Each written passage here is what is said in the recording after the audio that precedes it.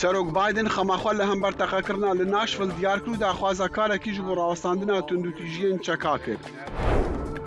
ناکۆکی لەسەر دەرباسکردنا یاسایە هەڵبژارتنên Iraqê derketine piştîne razîbûna endamên serbixwe. û xelkê wanê baweriyaxwe li ser berbijêrên هەڵبژارتنên serokatiya Tirkiya diyar dikin.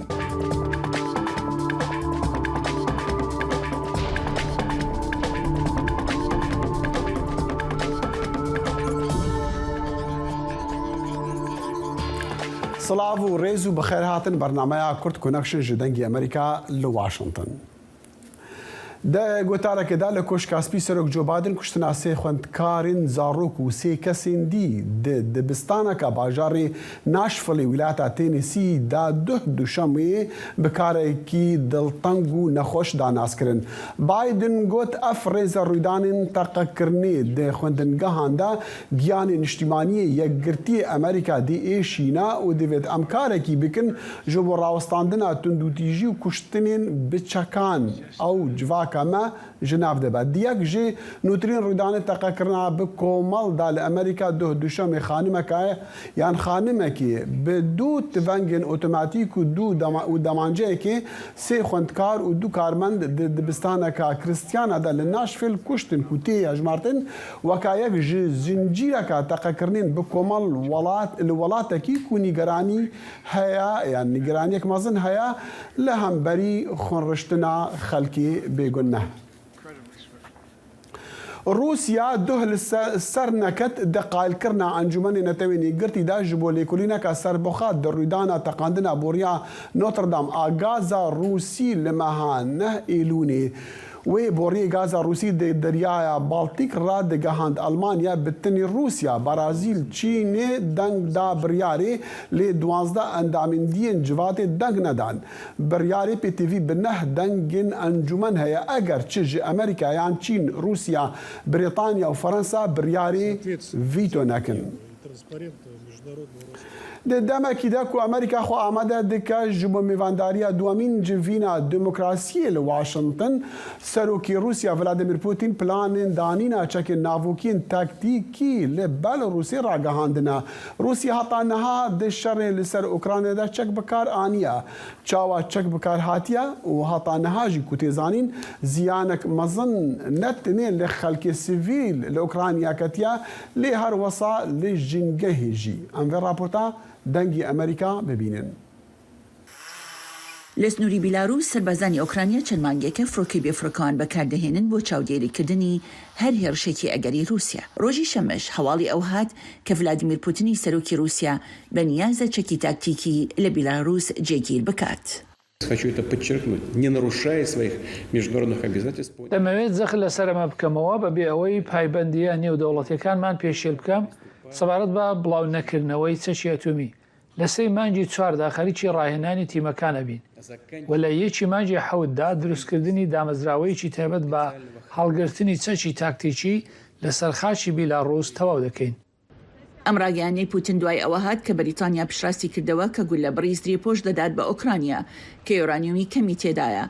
ئیگۆر کیریلۆف سەرۆکی هێزی پاراستنی تشک و کیمیاوی و بایۆلۆژی سوپای رووسیا هۆشیاریدا سەبارەت بە مەترسیەکانی. جگە لە پیسکردنی دانیشتوانی خۆی ئەمە زیانێکی گەوری ئابووری بە کەرتی کوشتتوکاڵی ئۆکرانیا دەگەیەنێت بە پلەی یەکەم بۆ بەرهەمی کوشتتوکاڵی و ئاژەڵداری. ئاژانسی هەواڵی ڕۆیتەرز بڵاوی کردەوە وەزارەتی بەرگری بەریتانیا داکۆچی لە بڕیارەکەی کردووە ڕایگەیاندووە مەترسی تشکدانەوە کەمە و ناتۆ قسە ئەتۆمیەکانی پوتینی بە مەترسیدار و نابەرپرسیارانە وەسف کرد. وەزیری پاراستنی ژینگە و سامانە سروشتیەکانی ئۆکرانیا بەدەنی ئەمریکای ڕاگەیان لەشکرکێشەکەی رووسیا ئەوەیە کە پێشتر زیانێکی زۆری بە ژینگەی ئۆکرانیا گەیاندووە. زیاتر لە 2300 حاڵەتی تاوانی ژینگەیمان لە ئۆکرانیا هەیە. کۆی گشتی زیانەکانی زیاتر لە 51 میلیارد دۆلاری ئەمریکاییە. وەزارەتەکەشی دەڵێت داوای قەرەبوو لە رووسیا دەکەن. گەورەترین کاریگەری پیسبوونی هەوایە زیاتر لە 1 لە سەرسەی هەموو دارستانەکانی ئۆکراینە لە ناوچوون. لە کۆتایی هەفتەدا ڤلودیمیر زەلنسکی سەرۆکی ئۆکرانیا بە گەلەکەی ڕاگەیان کە تاوانبارانی جەنگی رووسیا لێپرسینەوەیان لەگەڵ دەکرێت پێشبینیش دەکرێت سەرۆکی ئۆکرانیا لە ڕێگەی ڤیدیۆ لەگەڵ وەزیری دەرەوە ئەنتۆنی بلینکن لە پەناڵێکی گفتوگۆدا بەشدار بێت بە ناونیشانی ئاشتێکی دادپەروەر و بەردەوام لە ئۆکرانیا لە میانەی دووهەمین لوتکەی دیموکراسی کە بڕیارە لە 28 مانی سێدا لە واشنگتن دەست پێ بکات. شایان پاشا بۆ راپۆرتی ڤێرۆنیکا بالدیراس ئێگلیسیاس دانی ئەمریکا واشنگتن. دەنگی ئەمریکا سەرچاوەی متمانە پێکراوی هەواڵ و زانیاری.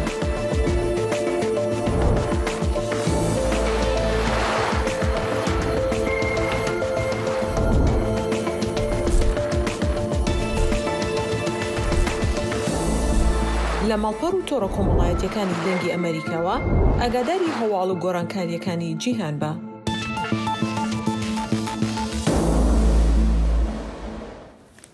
ئەنجومەنی سیناتۆرین کۆنگرەسا ئەمریکی بە پڕانیا دەنگانی یاسایەک پەسەند کرد بۆ پوچکردنا دەسەڵاتە شەڕ تایبەت بە شەڕی داگیرکردنا عێراقی بەری 20 ساڵان ئەف پێنگاف لە دەمێکیە کۆ کۆنگرەسی ئەمریکی تەکەزێ لەسەر ڕۆڵی خوا دێکا ji بۆ دانا دەستور و دەستهەڵاتێ لە دەمێ هەناردنا هێزین خوا بۆ دەرەوەی ئەمریکا 65 ئەندامان دەنگێ ئەرێدا لە هەمبەر 28 دەنگین دژ پڕانیاوان ئەندامین کۆماری بوون.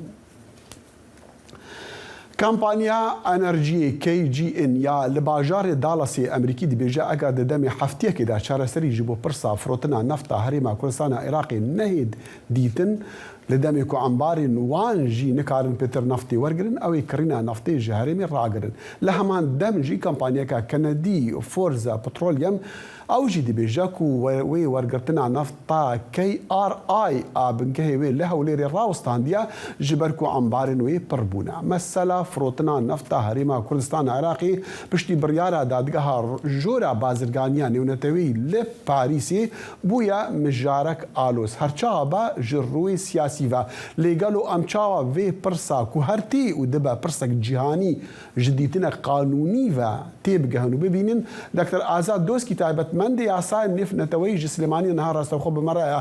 Dr. Azad gelek spas ji bo demê we. Pisyara min yekî ew e skala ya hatiye kirin û niha ev bûye mijarek mezin di nêvbera welata de ye wekû Iraq û Tirkiye di nêvbera herêmî û Iraqê de di navbera kampanya de ye ev çawa tê gotin دەست خۆش کاک داخیل سڵاو و ڕێز بۆ بەڕێزێتە و سڵاو و ڕێز بۆ هەموو بینەران پرسیارە بەڕێزێتە پرسیارەکە جەوهەریە پشتی و ئەف داوایە لە ژوورە بازرگانیە نێودەوڵەتیە پاریس هاتیە تۆماکردن طبیعی ئەف ژوورە بازرگانی لە ساڵ 1913 هاتیە دامەزراندن وەکی ڕێکخراوەکە نێودەوڵەتیە بازرگانی و پڕانیە وان کۆمپانی تێدا ئەندامن یاخود ئەو کۆمپانی وەختێ ناف گرێبەستێن بازرگانی کێشە ڕوو دەدا پەنا دەبەنە بەرڤی ڕێکخراوە ژوورە بازرگانیە فەڕەنسی ئەف ڕێکخراوە چاوەبژی دامەزراوەکە دی هەیە کو دادگەها نێودەوڵەتیە سەر بڤی ژوورە بازرگانیە فەڕەنسایە لە ساڵ 1923 هاتیە دامەزراندن ئەوێ بەڕێزێتە گوتی ئەvە وەختیل کێشە دنێڤبەرە دوو دەوڵەتان هەبێ طبيعي تاريخراوەکە مەزنە نێودەوڵەتی هەیە لەسەر ئاستی نێودەوڵەتی و نەتەوێنێ گرتیە UN مەلناف UN دا الديف ميثاق متحدة محكمة عدل دولي هي ئەگەر دەولەتێک خەرقە سیادا سەروەریە دەوڵەتێکی دی بکە ئەvە نەتەوێنێ گرتی مختصە بۆ دیتنا هەر کێشەیەکی بۆ ئەوێ بەڕێزێتە پرسیار کرد ئەکو ئەف کێشەیە خود ئەف قەرارە ji ber vî dadgehê derçûye هیچ شێوازێکی پەیوەندی نینە دنێڤبەرە دوو دەوڵەتاندا ئەف کێشەیە دنێڤبەرە کۆمپانیا بۆتاشا تورکی و خودانێ بۆریە بەگواستنە پەترۆڵە هەرێما کوردستانەیە دگەل کەرکووکێژی درزینگەها فیشخابور حتا بەندەرە جیهانیە تورک جعلی عێراقیژی کامپانیا سۆمۆ جعلی عێراقی بەژی کامپانیا سۆمۆ مانەوەیە بالتأكيد باشا مادام برياراوي ديفيد بيتجي بجيكرن دست خوش كاك داخل ما اول جريدات في دعوايه دا كورتي كي دعوا كاربو المدعي دنا في داد جهدا كومبانيا سومو واكو سر بحكومتها فيدرالي ودناف جدا سر وزاره النفط عراقي بو كي دعوا للسركري بو ياخذ مدعى عليه بو دنا في داد جهدا كومبانيا بوتاش بو برز بره نگرده یکو در هنانا نفتا هەرێما کوردستانê neqanûniye yaxud فرۆتن دکتۆر ئازاد بەحسێ فرۆتن ناوێت کە نە دەرێ ناناوێ فرۆتن ناوێ بەێ فروتناویە کێشەل بێدا فروتناویە دەست خۆش ئەوێت پرسیار زێتا کردی ئایا حتا چەند ڕادەیەکی التیزام پێ دێتە کردنیانە وێرت شتێکی گرنگی یاسایی یاخود لەسەر ئاستە قانونا نێودەوڵەتی ئەف محکەمە وەکی محکەمە عدل دووەلیک و سەر بنەتەوەی نێگرتیە بڕیارەتوی نەمولزمن نسبەت هەردوو تەرەفان چ داواکار چ داوا لەسەرکرا ئەسڵەن ناف ئەو کارنامەیەک و ئەف محکەمە کار پێ دەکات لەسەر داخوازیە هەردوو ئالیان داوا دەبینێت لێ فرسەتەکە و حکوومەتە ناوەندی عێراقی دەسەڵاتە خۆ بەکاربیێتی ji بۆ ئەف چەند ساڵە داخوازکردن و فرۆتنە نەفتێ بکەفتە بندەستێوی و بتایبەت جی دادگا فدرالیە عێراقی بریارێک بڤی شێوەیدایە دکتۆر ئازاد من تخواست ئەس پرسیارێ بکەم ئەف بڕیار لەسەر بازرگانیە بەری نەهایە یان چکو ئەم دەزانن بڕیارەکە فدرالیە عێراقی دادگا فدرالی دەرکەفتی لەسەر وێ مەسەلێ عێراق لە بەندە هەندێک یاسا نەفت و گازێ پەسەند بکاتن ئەف بڕیارە دادگەهەیە بەری چەند ڕۆژان لەسەر تایبەت بازرگانیە بەری نەهایە ئەف داوایەک و کۆمپانیا سۆم و یاخود وەزارەتە نەفتا عێراقی کریە لە سەردەمێ خولا داویە نوری مالیکی بووە 2014 پشتینگێ هاتە وەستاندن 2017 پشتی ئەنجامدانە ڕێفراندۆمێ لە هەرێما کوردستانê عەبادی بوو سەرۆکوەزیران دیسا ئەف داوایە جوڵان دناف محکەمە بازرگانیە نێودەوڵەتی و سەر بە ژوورە بازرگانیە نێودەوڵەتیە پاریسە پشتینگە لە سەردەمی عادل عەبدولمەهدی لەسەر داخوازیە پارتێن سیاسیەن هەرێما کوردستانê وەش دناف ژیدا ئەمریکا داخواست کرد و هەرێما کوردستانê و حکوومەتە فیدرالی ڕێککەبن لەسەر دەرکردنا قانونێکی ئەوێ بەڕێزەتە گوتی ئەڤەل دستوری عێراق المادە 111 وەختت بژە سامانێ گشتی مولکێ هەمی عێراقیانە مادە 112 13 14 زیاتر 5 مادە دستوری هەنن عێراقێ و بۆ ڕێکخستنە یاخود چارەسەرکردنا هەر کێشەیەکی پێویست دەرکردنا قانونێکیە حکوومەتە ئیتیحادی ساڵە 2005 وەرە دانانە پێ دستورێ قانونە باشە نەها دکتۆر ئازاد ئەف قانونا دەرکەتی ئەف یاسا دەرکەتی یان ئەف بڕیارە دەرکەتی ژوێ ژوورا لە پاریسێ و لە دادگەهێ ئەوێ ڕێکەتنا توی گوتن بەری چەند ساڵان یا 5 ساڵی دنێڤبەرە هەرێمێدا و تایبەت جی پارتی دموکراتی کوردستان و دگەل تورکیا وێ داوێ وێژی بینە نعم بالتأكيد كاك داخل من أماجة فكر يعني حكومة تركيا وكي من دسبيك أماجة كر أف دادجها نرخ رواكان نف دولتي بس كاك آزاد تركيا دي بيج عم دي بيقرتني بيبكينو دسبيك دي يكون راوستان ديجي بيجيب درچونه ياساية حلك ياسايي هي تركيا تشافريا دركردنا قانون نفط وغازية جبير ناكي كاك داخل أبي برزتا أماجة فكري محكمة فيدراليجي العراقي كو قانون نفط وغازي جمارة شش اگر هلا بم 2007 هرما كردستان الغاكر بديتنا من حكومة فيدرالي هول ددات هندا بستوين سياسي باشا لسر هرما كردستان دروز بكاتشكا محكمة فيدرالي بخو بسيار لسر كآية دستورية بكرتي دكتور عزاد بله كرتي درچاوی سرکی دروزبونا وان همو کشان در نکردنا قانون نفط و غازیه به سیاسی کردنا محکمه فدرالیه بداخل هرما العراق دا یسیم جی الویره دا بداخل تگشتنا که غلط هیا بووی پرسه که آیا نفط هرما کردستانه دستوریه یا خود لسر اصل قانون نفط دولتی جی دا نه قانونیه بله هندک دیویژن هندك ديبيجن أفا بويا كيسكا جهاني نبتني عراق وتركيا هرم وعراقنا هرم وتركيا بلكو مثلا نفطي وأبي يعني بويا كشيكا جهاني جي بجا جروي قانوني يعني هطا چندي أو دكارنكو وين حوجي نفط وغازي بركن يعني جهريمي عراقي ببركن كاك داخل او الركفتناكو برزتا ما جا بكري عراق قال حكومه تركيا ابو صالح 1973 باشا بسيارك خل سال 1973 سيستم سياسي العراق دا تشبو نا فيدرالي بوا نظام سياسي نا برلماني بوا تا سال 1973 2005 گۆڕانکاریەکە گرنگ لە عێراقیاتیاکردن کو دستورێکا تێدانا ناوی دستورێژیدا بەس من دێت عفوکاکە دەخیل ناو دستورێدا المادە 112 113 114 دستورێ بەحث دەکات کو ئەو بیرە نافتێ البەری 2005 و پشتی 2005 کو تێنە وەبەرهێنان تێداکردن پشتی 2005 دستوری عێراق gelek واضح و ڕۆناک و حەقی دایە هەرێما کوردستانی نافتێ دەربینێت بفروشتن بەس بداخ بە حکوومەتێکی ڕێکا سوپایەکە ڕاوێژکارن یاساوی بگرە ڕێکا بەکردنا بڕیکارنامان بۆ کۆمپانیت مازنت محامات یاخود پارێزەری داری ئەس بینم سستیەکە کەمتەرخەمی من دخواست بپرسم چما ڕادارن هەرێمی بێدەنگ و چما ڕێکرد قانونی ناخنە پێش لێ هەند وەخت دەرفەتی دەدەما دکتۆر ئازاد دۆسکی تایبەتمەندی سیاسەتین یان یاسای نفنێتەوەی سلیمانی بمەڕە بوو گەلکی سوپاس. پەرلەمانی عێراقی دوێنێ دووشەمە دەنگیدا بە یاساکانی هەڵبژاردن ئەمەش تووڕێی لە پەرلەمانتارانی سەر بخۆ لێکەوتەوە و کە پێیان وایە با قازانجی حزب و لایەنە گەورەکان دەبێتن. پەرلەمانتارانی عێراق سەر لە بەیانی ڕۆژی دووشەمە هەموارکردنەوەی یاسا مشتومڕ لە سەرەکەی هەڵبژاردنەکەی وڵاتەکەیان پەسەند کرد کە ڕەنگە دەرفەتی بەدەستێنانی کورسیەکانی حیزب بچووکەکان و کاندیدە سەربەخۆکان لە ڕاپرسیەکانی داهاتوودا کەم بکاتەوە. بەداخەوە لە ئیسادا سیاسەتمەدار و پەرلەمانتارمان نییە. ئەمڕۆ هەردەڵێن شەمشەمە کوێرن لە ناو تاریکیدا ئەو بریارانە دەدەن کە خزمەت بە بەرژەوەندی خۆیان دەکەن و دەنگی پارتە سەربەخۆ و بچووکەکان دەدزن. بەداخەوە لە کاژێمیرە زۆر درەنگەکانی شەودا یاساکەیان پەسەند کرد بۆ ئەوەی دڵنیابن کەس ناڕەزایەتی دەرنابڕێت یان کەس بە دەنگی بەرز دژیان قسە ناکات. بەڵام ئەوەی ئەوان نایزانن ئەوەیە کە گەلی عێراق هەڵیان نابژێرێت.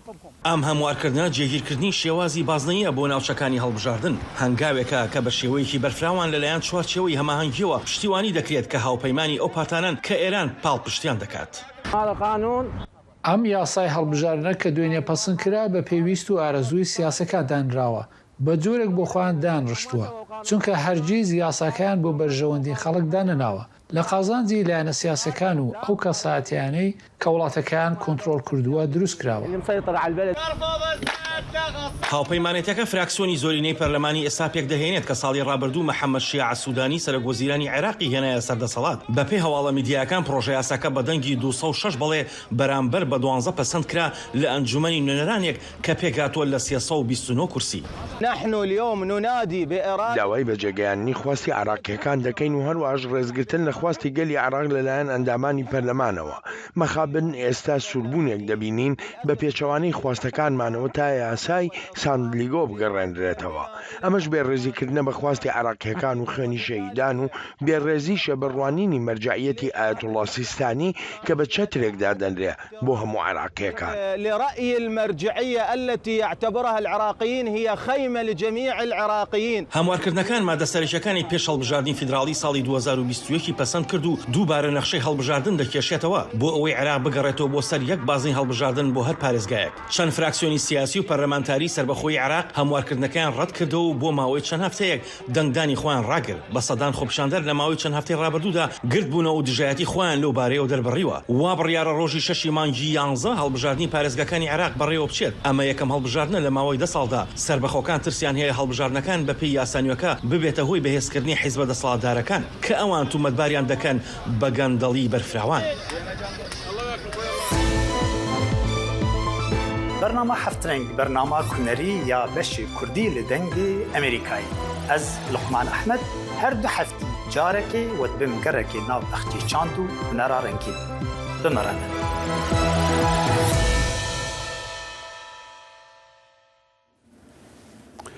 ڕێخستیا لێخۆشبوونا نێفنەتەوەی ئەمنستی لێ ڕژدیە لی سیاسەتڤانên تورکیا دکە هەتا dev jê gotara nehezî û nefretê ya li dijî penaberan û li dijî civakên hevcinsxwazan berda.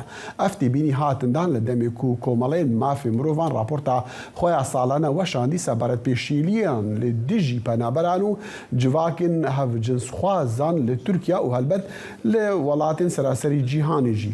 Li demê eşkerekirina navarokê raportê عراقی و خامین کو خستینە پێش چاوان بەڕێوەبەری پەیوەندیان بەشی تورکیا دەڕێخستیا ئەمنستیدا تارق باهیان گوت خەماوان یایەکێ لەسەر زمانێک و سیاسەتوان بەکارتینن دە کەمپێنین هەڵبژارتنادا لە مەها گولانێ راپۆرت تەکەس دەکا و ئەو زمانی نەحەزی و نەفرەتیە لە دیژی وان جواکان.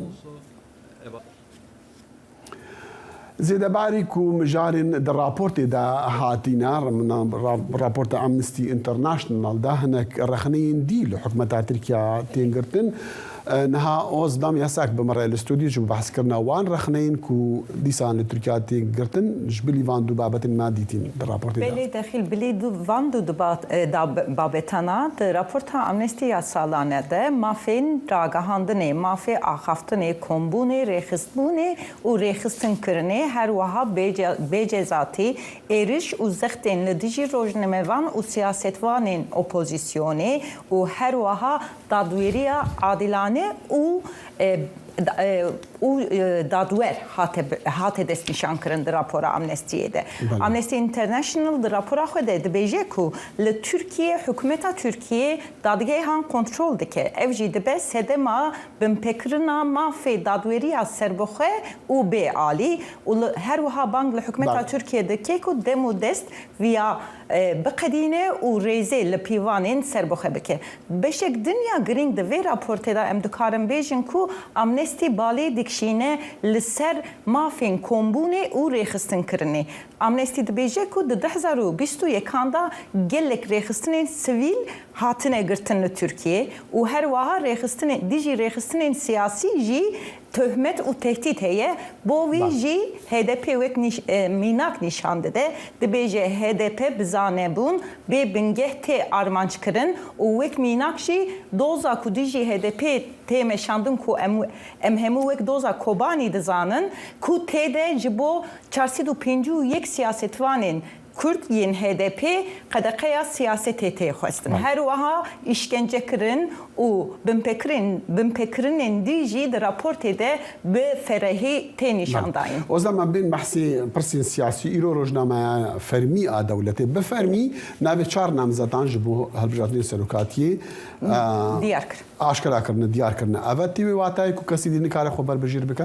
Na, ev pêvajoya do êvarê bi demjimêr saeta Tirkiye 50 qediya îro di wê rojnamevana fermî ya dewletê de hat ragandin ku çar hene wekî tu zanî me do jî behs kiribû me ji xwe navê Recep Tayyip Erdogan serokê niha dizanîbû û serokê opozisyonê Kemal Kılıçdaroğlu lê ji vir şunda xuya dike ku em di navên din jî hêbin yek Muharrem İnce'ye yek jî Sinan Oğan'e ku ev jî bûne hilbijartin lê li vir em dikarin balê bişinin li ser xalekî dexîl ji ber ku dema pêvaçûnê bo du rojekî heye ji îro dest pê dike heta sibê êvarê kes siyasetvan ya jî rêxistin kuanin dî jî van kesana daxwaza pêdaçûnê bikin. û niha sê partiyên siyasî Deva, Partiya Baş û Partiya Memleket û gelek kesan dî jî namzetiya Erdogan serî lêdanî îro. Em dizanin ku di yasayên hilbijartinan li Bawerkem Tirkiya jî wesaya dema ku gelek berbijêr hebin divê yek bitir 5 sadî bi dest bêxe dengan ji bo bibeserok. Eger na wê hilbijartin careke dî çêbin di nêbera du kesên li pêşî de. Ja pêşbînî tê kirin ku hilbijartinê serokatî li Tirkiya werin dubare kirin yan gerek duê hebe? Gelek li ser em kanin bêjin ku gotarên nîqaşbar hene daxuyaniyên û şîroverên nîqaşber hene ji ber ku hin serdan û gotûbêj berdewam dikin dibe ku ji va her du berbijêrên din ku îro diyar bûne tevlî o yancı pişkiriye bidin ya Kılıçdaroğlu ya jê Erdogan. Gelek o li gor rapirsîna tê gotine ku xuya dike di navbera Erdogan û Kılıçdaroğlu rêjê ya hilbijêran diduye ku ev jî dibe ku biguhere rojên pêşiyê da lê bo niha em dikarin bêje ku pirtir şîrovekar dibêjin ev rewş di berjewendiya Erdogan daye. Bi kurtî partiyên dî çi dikim taybet jî HDP ji bo hilbijartinan? خباتین پارتیین سیاسی بردوام دکن داخل ایرو هفسرو که HDP میتا سانجار لانقره دکوما پارتیا خدا آخفی گفت که دمک دیروکیه پیواجویه که دیروکیه و امی بهورا به گل خوده و سیستما یک عالی و به عادلانه بگوهرینن هر وها بربیجاری اپوزیسیون کمال کلیشتاروğlu لقونیای آخفی اولورگوت کو امیجی بو هر کسی دادویری یک سربخواه بینن و اردوغانجی سردانا پارتیا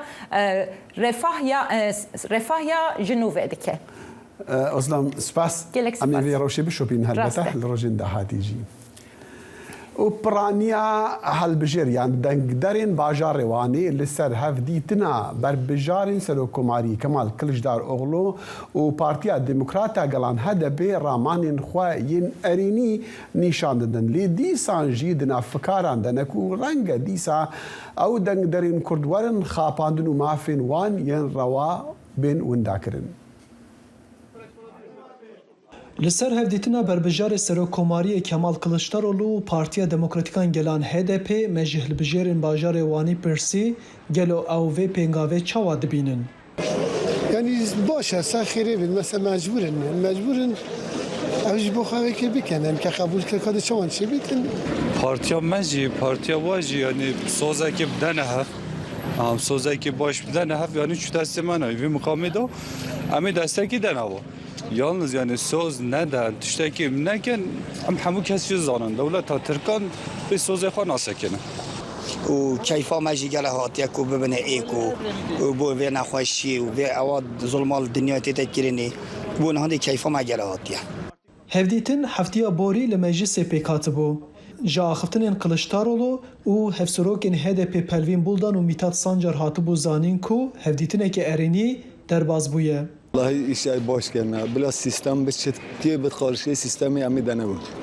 كتاك يا سيستم بس ملا الوكيلة قضايا عميدنا هذا بي جمهور واشخنا مدنا خليشتو خدي خيلي مبارك كان شنو خدي خير كان يا رايجي أمي جمهور واشخني بناقش لأولو ملا تحقيق بنا BDP حق حقوق ديمقراطي أما يتخاذ tabii ki ev çetir mesela irade kazanın ama HDP gerek mesela İru ke ruja hındiyer xwah şar bitin İru ke fırsatay destime dana gerek ve çende de bçeki dikkatli bitin yani em gele hatine lehbandan em gele hatine xapandın Zanyar siyaseti Özcan Kırbi kul zaningeha Mimar Sinan lêkolînên serpizgirêkên Kurd dike dibêje ku gelê Kurd dixwaze êdî di sala duyan ya komara Tirkiyeyê de bigihe mafên xwe. Yani vê Kurd hesken vê sed sala nû da cih bikin. Evê cih girtinê de jî em bêjin ser HDP de hesken vê biryarî bidin. Yani bu vê reqê de jî amade ne ji ber hindê vêgaya gel HDP siyaseta nûzik bitin jî ki Kılıçdaroğlu CHP ka ew jî heta kîderê de çan zelal bitin vê sed sala nû da Kurd dê devletê de kîderê de çawan dê cih bigirin ew jî ser biryara HDP û ser quvveta HDP dê hêta ziman. Wek helwesta hevpar her du aliyan jî diyar kiribû ku cihê çareseriya pizgirêka Kurd Meclisa Tirkiyeyê. Li HDP heya nehe bi awayeke fermî piştgiriya xwe bo Kılıçdaroğlu neragihandiye. خودی باشه نه خرابه هر خواب دنیا ایک نخوشی هم نخوازم بلکه خوشی که کتوی دنیای ارزانی که کتوی دنیای بارشی که کتوی دنیای ام حسیم بارشی به دنیا خوش ببد امد بیجین هکر وکی افت برین هدره و آنها کن دشتی گلایی باشه هکر خدره و بکن حقی من نرگل مروی خلد بگرین ملگل بریارا پارتی HDP چی تشته بیتن هر شکل گیره یعنی ماجی گوانجه یکت ماجی عزمانه خاطرت ماجی کیملکا خاطرت وقت زانین HDP د ناو اتفاقا کدو آزادی دایه چاولره کو اولگل اتفاقا خو د هلبجارتن انچار د ګولان دا پشکریه بده بربجر اتفاقا ملت Kılıçdaroğlu عرف اسلام دنگ امریکا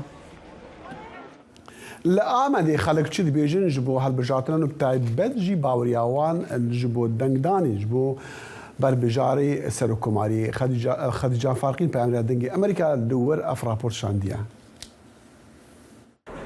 25 مهر روژا داوی یا سردانا برندامتیا پارلمانتریه بو. جده هزار زیده ترکز جبو پارلمانتری سرید HDP دان. در آلیه دنه دا هر سروکین HDP راگه هاندن جبو سروکماریه نامزد در ناخن هرچند ناف اشکره نکنجی و ساخویت که که HDP جدنگ درین خواه و بخوازه دنگی خواه بدن نامزد اتفاق ملی کمال کلشترالو. ده هلبجارتنا 2018 ده HDP سلاحالدین دمیرتاش جگرتگاه نامزد نشانده بو. دمیرتاشی ای سال به هند پیامین خواه کمال کلشتاروغلو اشارت که جبو دنگ درین HDP. مش پشتوانن HDP پرس کر که بریار HDP چوا دنرخینن و او دنگ خواه بدن کمال کلشتاروغلو آن نامزده کدن. هین کس بیشتر پارتی وان بیشتر بدن کی دنگی وان جوی رایه. لهین کسی بحث رولا CHP آل سر راکنا پاریس بندی پارلمانتری دمیرتاش و هوال اینوی هر وها جدسپیکا کمار وردا پولیتیکاین CHP این لدیج کردان جبیر ناکن. اون وقت چی CHP دوابی دستک به CHP. تیرای خوب سی؟ رای خوب سنینی دون. والله الحال راس لوما وان راسيه وسكرنا. بابازي راسيه وسكرنا يعني. وني جراي خوب بدن؟ مطلقا بدن كمان بدن كي نبليه اما رايق بدن كنا بناضن كسي والله ساعتين مشخم بيتشا ما وقايب كن اجل رياوي داتشن هر حالده ولی راستین کی ور قرار دان مجبور ام جوان دستک دمیش لا قريشار وري نادم بابي بكتب قال لي ما كشتن پارتی بلون نه نزنم مرا بگم ما در کفت نه دو دفعه مرا در نکفت عوض دم اخبار دما پرس و برسوان دا او هر دو جامر برسوه هفدو نرازی بون و هر دو جی خواستن نیری نوخواه بیدن بدن قبول کرن والله ويا من حد ويا اول شو صالي من حد ويا قلامش كم HDP سوناق HDP والله في جاري يعني HDP adaytına da şahitinem. HDP adaytına ise. Çünkü CHP temeli sağlam. 80, 90 araştırmış da bugün viyet temeli viye. Mesela temeli viye. تو ويا خذي خو ناس كناس تم وكيل خو سجمش كريه نالا ما دام تو وكيل سجمش كريه قال بلا وكيل تبع خبردن بابا يمن دانای بابا da şahitim. Adiyan قلامیش نکن adiyan da şahitim. چی سبب چیه؟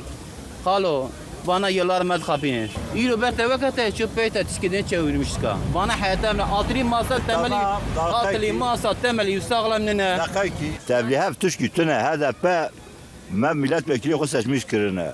Em milletvekili mena meze vekili mena. Vekili me çi karar bedin em duyuvan. وساخويات كاكو ديمانين بيرانجي حتى هالبجارتني والآمدة بدومن خجيجان فارقين دنج أمريكا آمد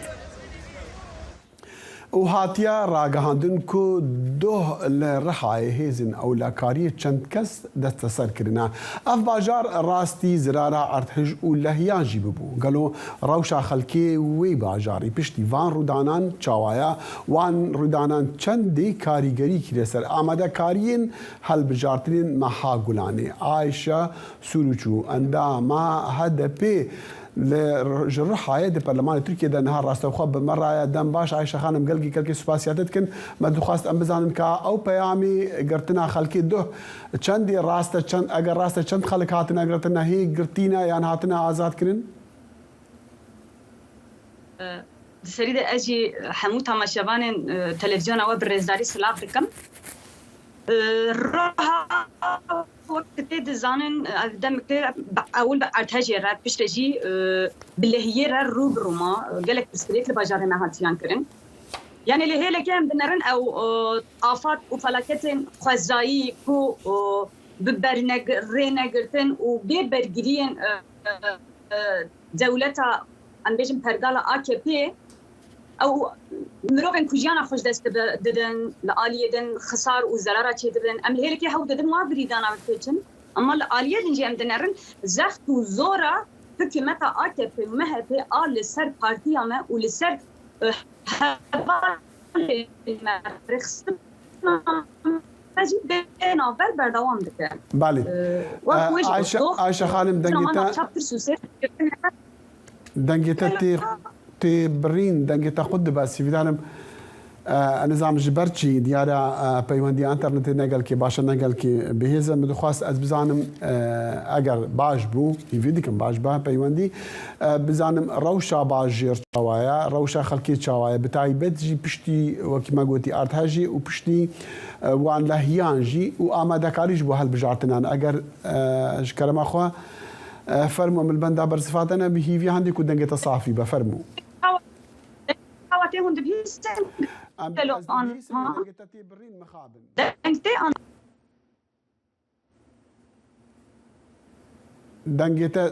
دەنگێتە تێبڕین مەخابن ئەگەرها بەێ فەرمونها دەنگێتە تێ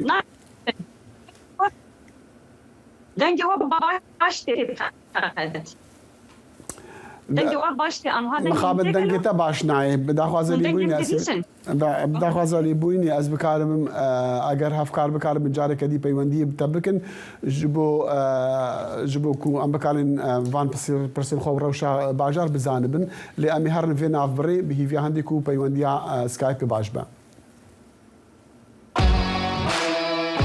زایڵی داهێنان بەرنامەیەکی فەرهەنگی و هونەری بەشی کوردی دەنگی ئەمریکا.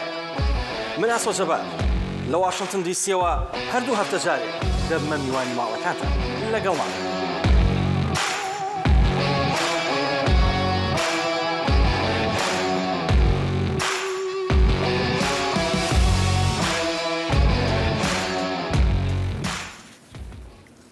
کۆش کاسپی دەبێژە ئەو ژێ ئەرکێ هێزین خۆین سەربازی دو سووریا دەڤە ناگەڕێ و بداوینە ئینە و خۆ پاش دەناکێشە ژێ شەڕێ نەهێلانە پاشماین کۆمەڵە دەوڵەتە ئیسلامی داعش تەوی ئێریشان هەفتیا بۆری لەسەر هێزین ئەمریکی ژە ئالیە چەکدارین بە پشتگیریە ئیرانیڤە لە ڕۆژە 23 vê mehê êrişeka bi dronekê kontrakterekê Emerîkî digel hêzên Emerîkî hat kuştin û pênc serbazên Emerîkî jî digel kontrakterekî diyê birîndar bûne. Wek bersif hêzên Amerîka êriş kire ser navendên wan çekdaran di Sûriya da. Sê serbazên Sûrî û 11 şervanên ser bi hikûmeta Sûrî û pênc çekdarên ne Sûriyayî hatin kuştin. Peyvdarê Encûmenê Asayişa Niştimaniya Koş Kaspî gotinên Serok Joe Biden dubare kirin demagotî ku Amerîka dê bi awayekî gelkê tund welatî û serbazên xwe biparêze. Hevdemê xwepîşandanên seranserî İsraîlê Serokwezîrê İsraîlê Benyamin Netanyahu ragihand ku ew dê biryara çaksaziyan di sistemê dadweriyê de paş bêxe. Netanyahu hewl dide pêtir dem hebe ji bo çareseriyê bi hêzên opozisyonê rayan çareseriyeka mam navendî. Pêngava wî hevdemê derketina aloziyana û tirsê ji krîzeka niştîmanî di seranserî İsraîlê ku renga hevbendiya hikûmeta Netanyahu helweşîne û bibe sedema tund û tîjiyan di gotarekê da li ser televizyona niştîmanî Netanyahu dema ku got ku dema delîveya rêgirtinê li şerê navxwe hebe wek serok وزیر من حوجەیی bi demê dirêjtir heye. Partên rekaber dibêjin eger hikûmet rastgo be em jî ji bo reketinê amade ne. Di peywendiyeka telefonî de serokê Çînê Xi Jinping bi Şahê Erebistana Siûdî re danûstandin kirin li ser çend mijaran weka piştevanîkirina danûstandinên Erebistana Siûdî û Îranê. Ji bo diyarkirina rol û karîgeriya Çînê li rojhilata naverast ku hertê û mezin dibe li meha borî Çînê alîkariya navberiya ji nişkê ve dirêvbera her du neyarên kevnar İran û Erebistana Siûdî dekir. Ajansên peyamên Erebistana Siûdî radgehînin ku welîlehd û serokwezîr rol û destpêşxeriya Çînê bilind nirxand ji bo başkirina têkeriya welatê wî bê Îranê re.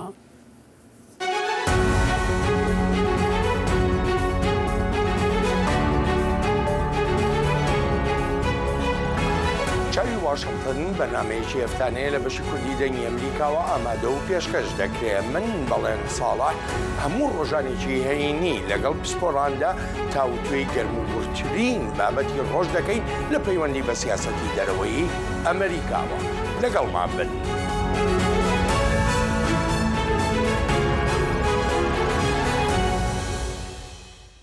كيفن مكارثي سروكي انجمنی نونرانی ئەمریکا ڕۆژی یەکشەمە ڕاگەیاند کە یاسا دانەرانی ئەمریکا یاسایەک بۆ چارەسەرکردنی نیگەرانیەکانی ئاسایشی نیشتیمانی سەبارەت بە تیک تۆک ئامادە دەکەن. نیگەرانی هەیە کە گوایە حکوومەتی چین دەستی بە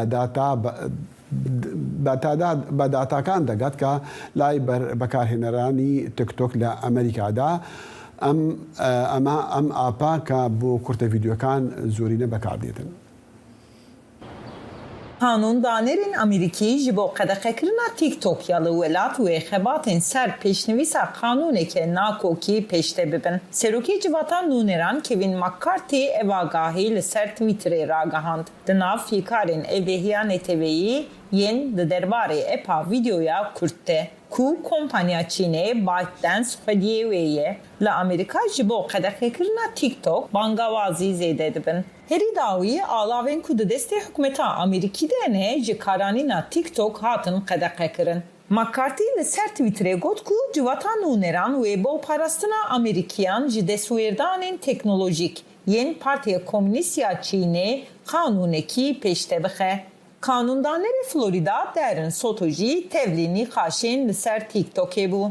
TikTok needs to be Pêdiviye ku TikTok bibe kampanyayeke Amerîkî ya bi nirxên Amerîkî. with American values. Kanundanerên Komarî û Demokrat roja pênşemiyê ji CEOyê TikTokê Shu Zhiqiu ji ber fîkarên têkildarê epa TikTokê nêzî 5 saetan pirsên dijwar kirin. We do not promote. Em nehandan û ne jî daxistina TikTokê li ser daxwaza Çînê nakin.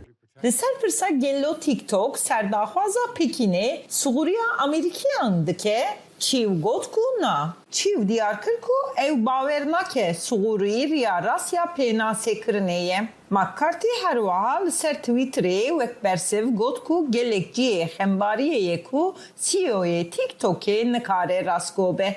û tiştê ku ew ji xwe dizanin ku rast e nikare qebûl bike. Çîn xwedî gihîştina daneyên karhinerên Tiktokê ye. Hêjayê gotinê ye ku 305 milyon karhinerên Amerîkî yên epa Tiktokê hene. TikTok dibêje ku wê li ser evlehiya daneyan heya niha zêdetirî 1.5 milyar dolar xerç kiriye. û wê bi kompanya Amerîkî Oracle Corp're peymaneke çêkiriye ku daneyên karhinerên Amerîkî yên TikTokê hilîne û biparêze. Özlem Yesak, Dengê Amerîka. دەستخۆش ئۆزلام ji bo raportê mixabin peywendiya me Skype be Ayşe Sürûçûra nebaş bû me dixwast em bizanin ke rewşa rihayê çap taybet jî girtina xelkê ku dû hatibû ragirtin me nezanî kanê rastiya wê çi ye çend kes hat negirtin. Nizam tu jî bi dûçûnê dikî. Belê.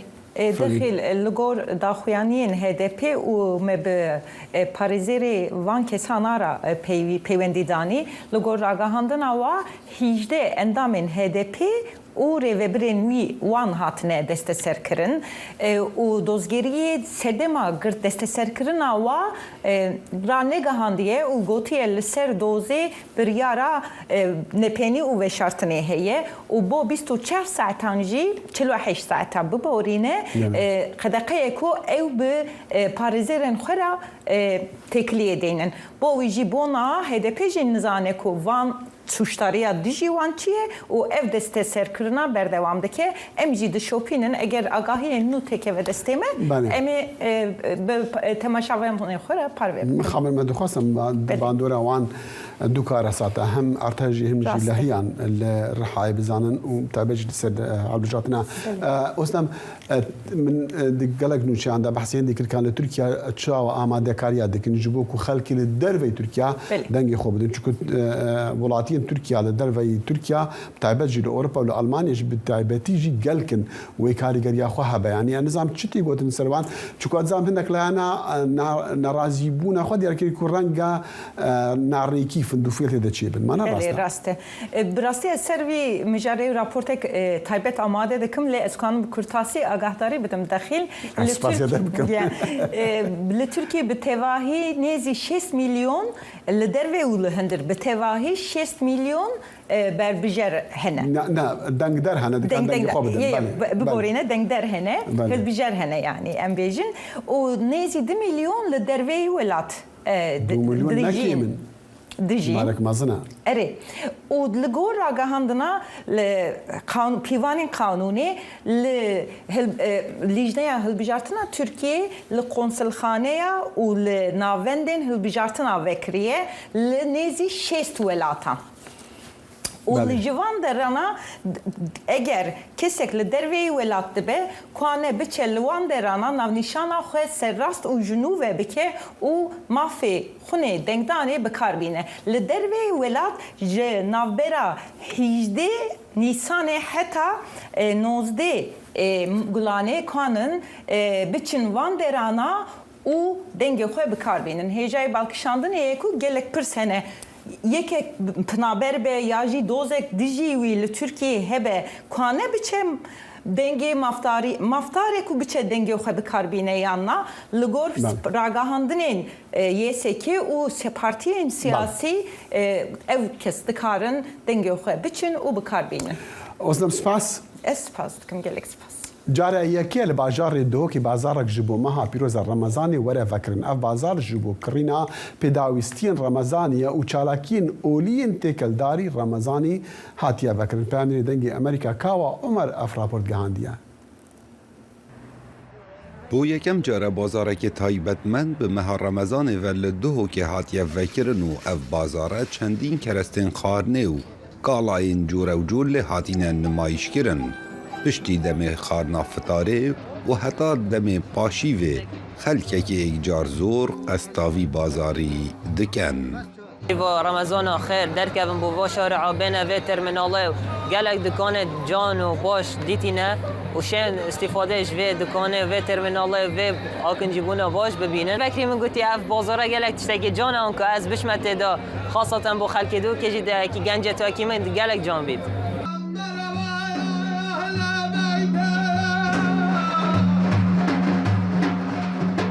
مدیحین آینی لوی بازاری دهێنە گوتن digel lêdana defê bi dengê derwêşekê xurt bala xelkî gelek bixwe rakêşaye û rewşeka êkcar zor daye bazarî.